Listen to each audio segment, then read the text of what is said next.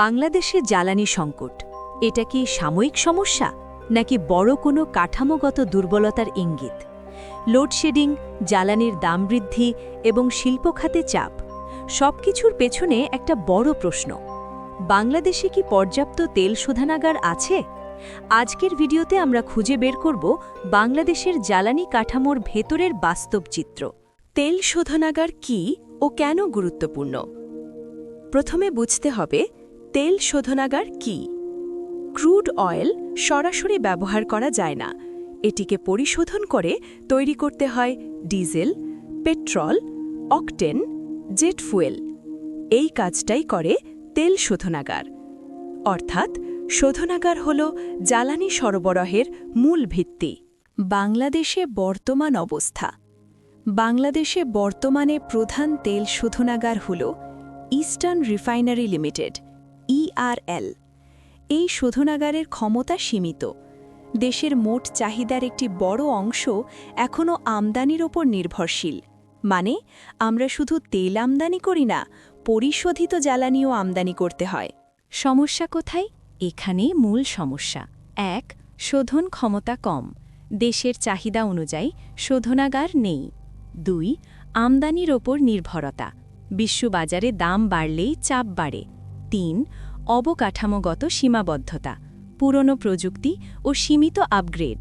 এর ফলে জ্বালানি সরবরাহে অনিশ্চয়তা তৈরি হয়। ERL এর এক্সপ্যানশন, নতুন আশা। সরকার ইতিমধ্যে ERL এর দ্বিতীয় ইউনিট নির্মাণের পরিকল্পনা নিয়েছে। এই প্রকল্প বাস্তবায়িত হলে শোধন ক্ষমতা বাড়বে, আমদানির চাপ কমবে, জ্বালানি নিরাপত্তা বাড়বে। কিন্তু প্রকল্প বাস্তবায়নে সময় লাগে এবং খরচও অনেক বেশি। জ্বালানি সংকটের প্রভাব। এই সংকটের প্রভাব পড়ছে শিল্প খাতে, উৎপাদন কমে যাচ্ছে, সাধারণ মানুষের জীবনে, বিদ্যুৎ সমস্যা ও খরচ বাড়ছে, অর্থনীতিতে, ব্যবসা ও বিনিয়োগে চাপ। সমাধান কি হতে পারে? বিশেষজ্ঞরা কিছু সমাধানের কথা বলছেন। ১. নতুন শোধনাগার তৈরি। ২. বিকল্প জ্বালানিতে বিনিয়োগ, যেমন সোলার, LNG। ৩. জ্বালানি ব্যবস্থাপনা উন্নত করা।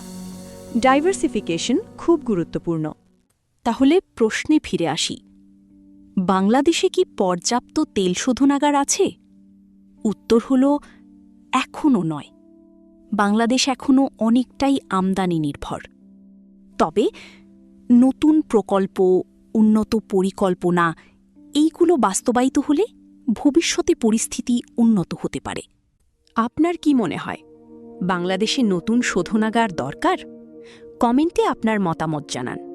ভিডিও ভালো লাগলে লাইক দিন, সাবস্ক্রাইব করুন বাংলা নিউজ ডিকোড। আমরা আবার আসব নতুন বিশ্লেষণ নিয়ে। ধন্যবাদ।